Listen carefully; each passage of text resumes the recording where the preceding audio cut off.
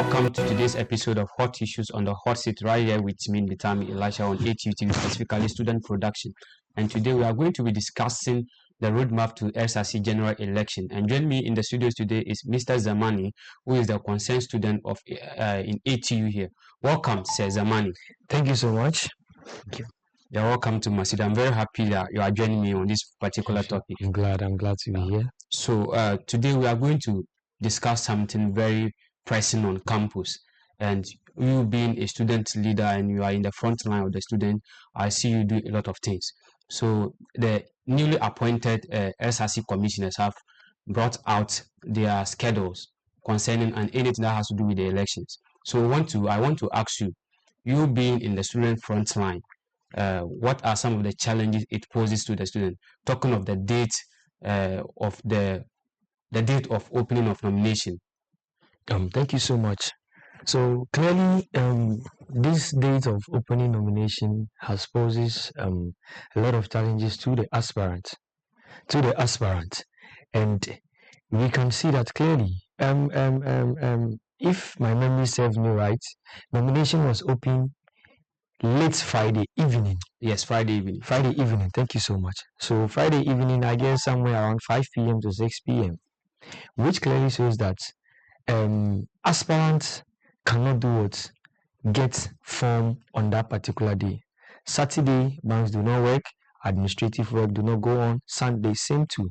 You know, the motto of this particular school, ATU, the vision of this school is to be recognized as the best technical university in Ghana.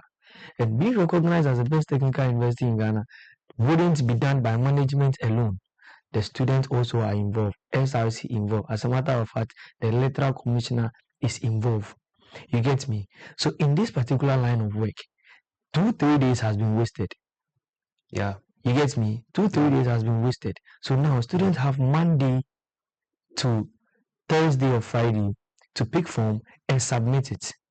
You get me? Okay. One, the electoral commissioner must bring his CI, and this CI must will one way or the other not go down with these aspirants or what the student populace at large, and they must what table their consent. Okay. And when these concerns are tabled, the EC must do what? Must listen to them and effect it in their line of work. So certainly, the time frame being given for opening of nomination and even the deadline. So are you saying that there wasn't any CI before? There is a CI. Okay. The EC has given us a CI. Okay. And this CI, personally, I have problems with the CI. I think certain things that are in the CI, one way or the other, are not supposed to be there. Will you like to touch some of these issues? One of them, I think, is a student ID.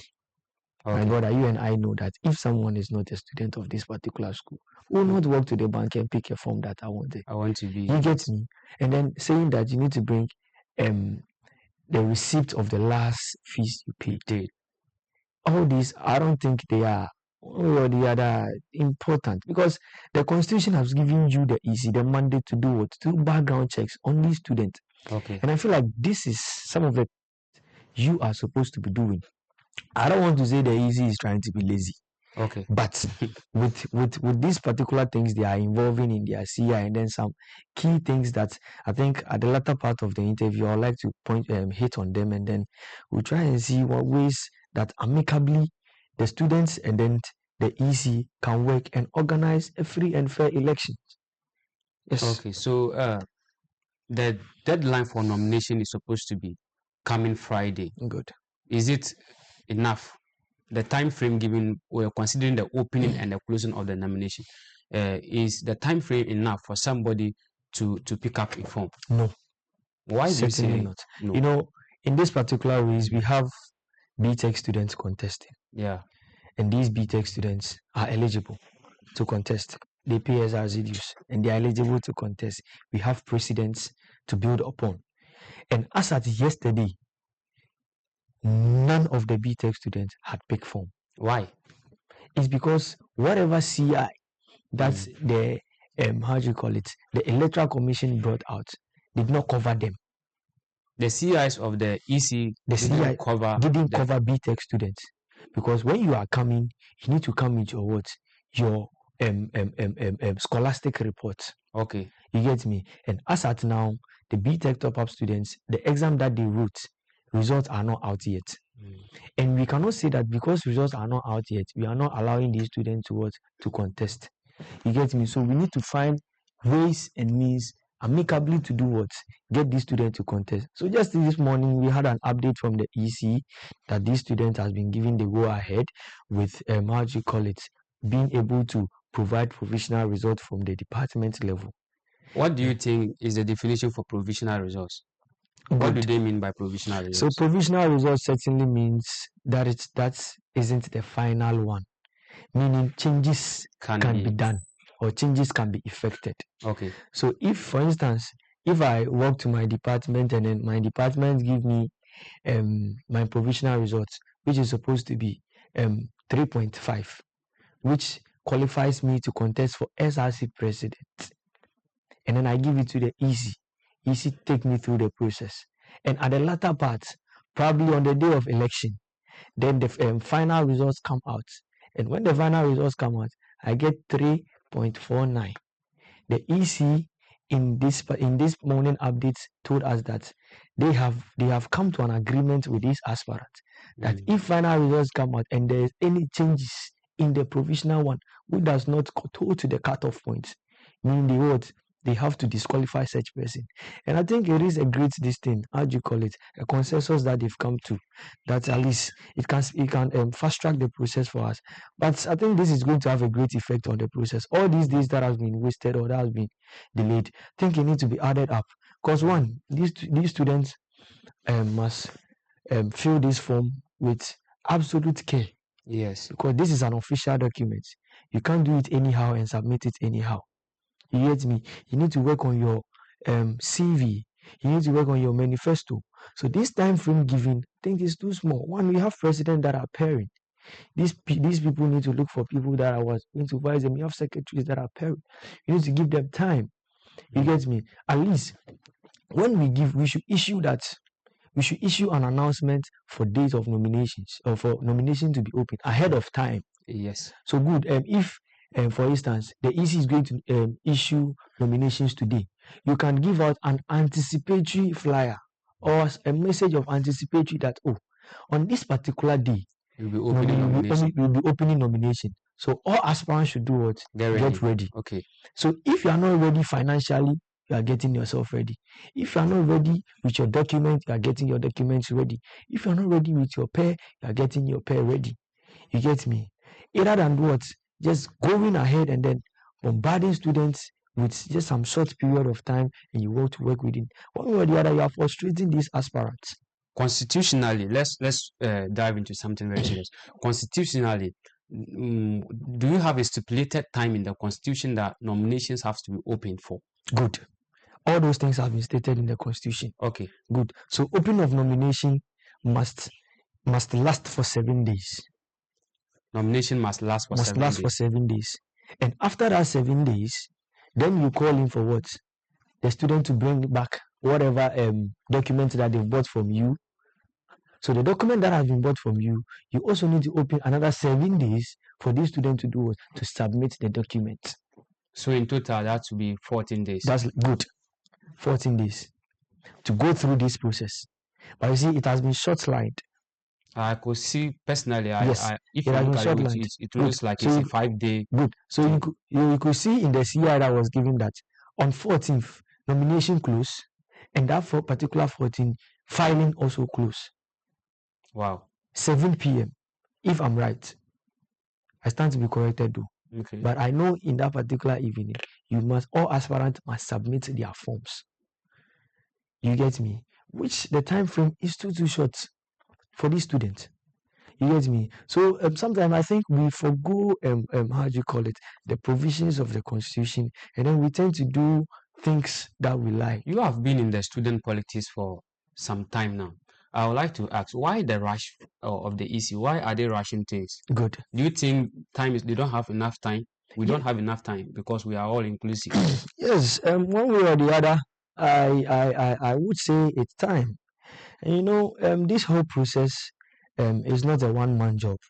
It all must start from the SRC president. with regards to the appointments of the EC. So if the president work hand in hand with the GA and appoints the EC early, the EC can get more time to do what? To conduct the election. As I'm talking to you now, mid-sem is going on for continuing students. Yes. Exam is starting next month, 15th or somewhere, so mid next month. Exam is starting then. And we are almost at the middle of this month. So we need, between this now and then to that particular, we have like, election shouldn't enter the revision week. Okay. Election shouldn't enter revision week. So meaning the EC should have been appointed earlier, so that whatever time frame that has been given in the constitution will be what will be guided by and then ahead to. Good. This is very interesting.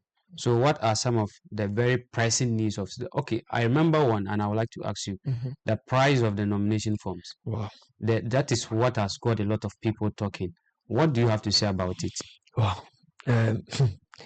I'm tempted to use a very how do you call it, soft words, but you know it is what it is. We need to put the truth where the truth lies. You know, there are precedents. I mean, past event has happened. Day in, day out, whatever we do, we are being guided by history. You get me? Last year, forms were sold. Last 2 years, forms were sold. Last year, personally, I bought my form for 600 cedis. That was for the genie. Good. 600 cedis. 600 cedis. Presidents bought their forms for 1,100 cedis with the pay. And you see, there is one thing that do you buy? Let me say, two people go to buy and they come to pay, or you after buying look for somebody to pay? So the two people will pay and then they go and pick the form. Good. Is that what is happening this? So that is what has been happening. Okay. That is what has been happening. What of this year? So same thing will happen. Two people will pay and they will go together. They'll go together to pick the form. And you see, there's one thing that we've not paid attention to. Before the EC commenced with the process, they present a budget to the SRC finance officer. So the budget that will be presented entails from start of opening of nomination to the very last person that will cast his or her vote. So ballot printing, calling for whoever to come and work, EC officials, polling agents, all those things are being factored in. So prices are being approved at the SRC level. You get me? So meaning that funds are available to conduct the election. And these students that are going to contest for this election are students that pay SRC dues. You get me? Meaning their money is going to be used to conduct the election. So if you turn up to price forms this high to students, and when and you know one thing too that gets funny is that they don't give us the breakdown of this particular money, what the money is going to be used for. You get me? Today you tell me that president should go and pick a form for 1,755 cedis. My brother, how much is DBA school fees? It's a diploma student. How much are they paying for their school fees? Okay. You get me? Someone contesting for Genuine Ambassador, someone contesting for welfare officer should go and pick a form for a whopping amount of 800 cedis. My brother, we are students. These students are not working. You get me? These students are not working. It's not that they have like some daily job that they are doing, that they have money coming in their pockets monthly or every time, money coming into their pockets. They are students just like you and I. So if we are pricing the amount, we should factor that in. So you see some of these prices preventing some students from contesting? Certainly it's going to prevent some of them from contesting. We should look forward to that. Some students are going to drop, not because they are not meeting the eligibility criteria. They are meeting it 100%. But the finances, you should know, these students are campaigning. They are campaigning with finance. Okay. You get me? Yeah. The money that goes into campaigning is not easy. These students are doing are designing flyers, they are designing banners, they are designing posters.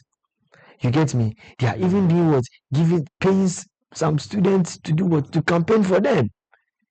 You get me? All these things are there. And then the forms that the school, the SRC, the electoral commissioner is selling to these students is being priced like this. My brother, I can give you some comparisons that you even be shocked. Okay. You know of Jinut National. Yes, Jinut National. Yes. I can tell you for a fact, Jinut National, the presidential form is being sold for 800 cities. At the national level? Yes. Wow. 800 cities. And you buy it at the local level at 800 Ghana cedis. You buy it here 800 Ghana cedis as well. And SRC president here, who even is under Jinut, is buying his phone for 1,700 cedis. My brother, 750. 1,750 cedis. My brother, this needs to be looked at. It is too much. You get me? We are complaining of inflation. We are complaining of things going high. Anything that will be used in organizing this election has been budgeted for, and money is available for that already. So we don't know what this money is going to be saved for. We don't know what this money is going to be used for. You get me? So please, the EC should look at it and allow the student to do what? For all you know, the right person that can do this job cannot afford this particular money. Yeah. And the right person that we all know that probably cannot do has the money and can buy the phone. You get me? So good. Let's look at this very well. So what do you advise should be done? Honestly, looking at the time frame, because you have stated that obviously we don't have enough time on our side. So what do you think can be done? Honestly, it is not too late. I know what for should sure. They do? I know for sure. Most of the aspirants have not picked form yet. The EC should look at the prices again. As a matter of fact, it needs to be slashed down. At the departmental level, prices of forms are brought to the department and it's been approved upon. So whatever form of any portfolio that you want to sell, for instance, procurement and supply chain department, the electoral commission will bring the prices of the form to the council, and council will debate on it and approve a reasonable amount. So if the departmental EC says that I want to sell the form for 200 cedis, presidential form for 200 cedis, and the council thinks that no, it is too much, they are students, let's give it to them for 150 cedis. You get me? That advice from the council is being taken by the the departmental EC and affected in his decision making. So you see that at the end of the day, the decision that will come out or the publication of the forms will end up being what, 150 cedis instead of 200 cedis. Why are we not doing this at the SRC level? Why is the the EC not taking their prices to the GA, which happen to be what, the highest decision making body of the SRC? So are you saying the prices and everything they brought out didn't go through the GA? Good. Clearly it didn't go to the very last GA we had has to do with the appointment and then the ratification of the EC chairperson. So was there anything like orientation, because this is the first time you are coming to serve in that office? Was there anything like orientation for those people that were appointed into various offices in the EC before everything they started bringing out their plans and everything? Honestly, not that I know of. You can't attest to that. Yes, I can't attest to that. But I know for sure that they were vetted. General Assembly members. They went through the right process. Good. General Assembly members threw some question to them as to what the office that they want to take. Do they know what they are coming to do or what the office entailed?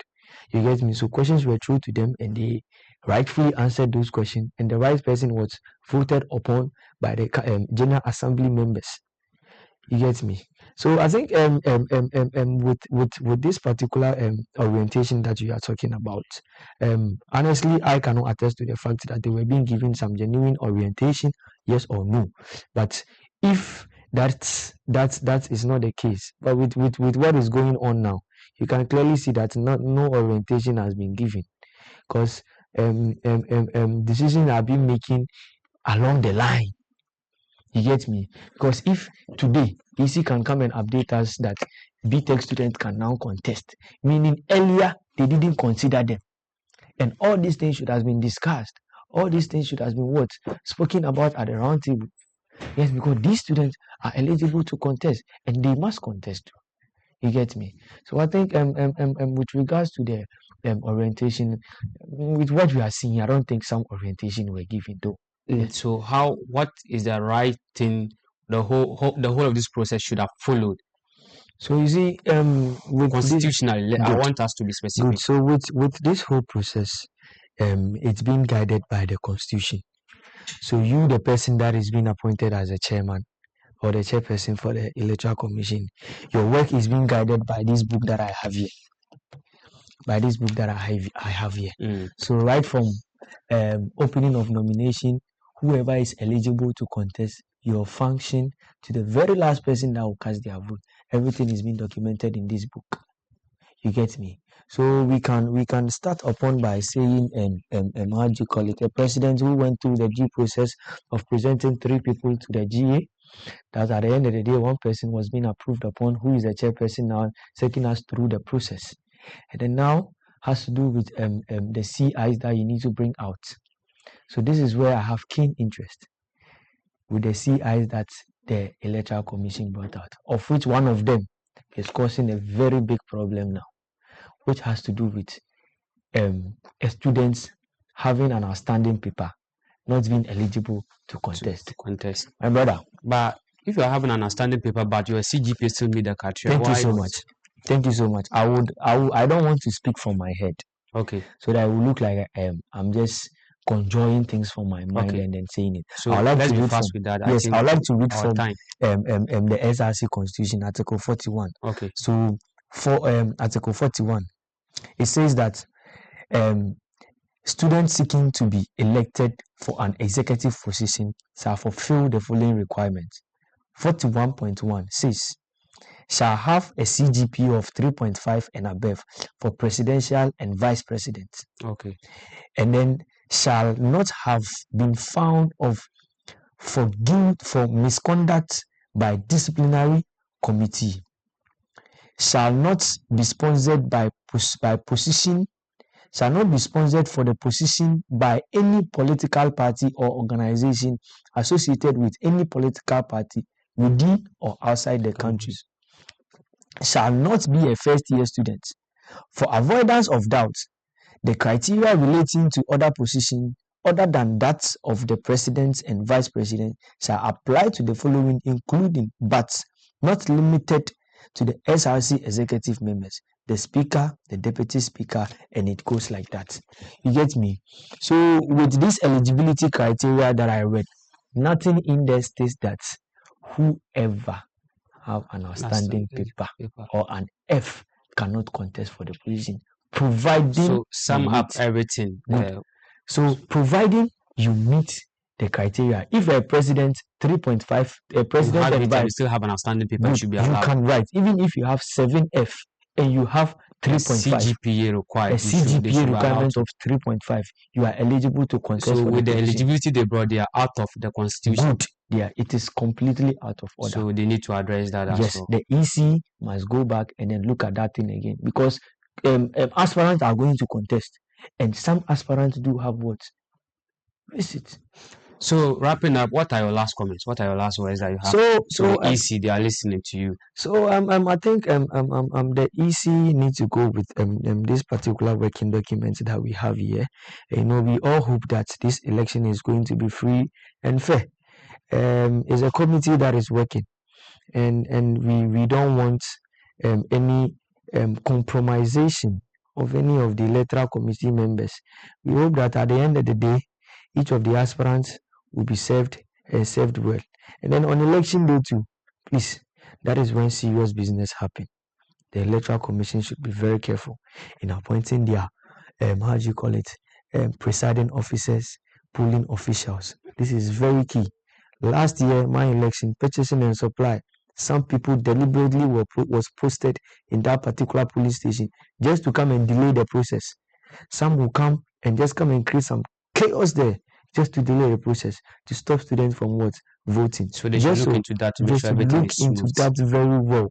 And security is very important. Even if it's to what? Deploy external people to come and look over the security of this election is very, very, very, very important to us. Because all the aspirants will make sure that they will go every length to protect their ballot. Okay. So all right. I think it was very nice meeting you here. And thank you very much for throwing insight into whatever that is happening within the student body. It was nice having you, and I hope to see you again here as we ride on the roadmap towards our general SRC election. And to my audience, I want to thank you for joining me today, and it was nice having you. See you same time next week. Bye bye.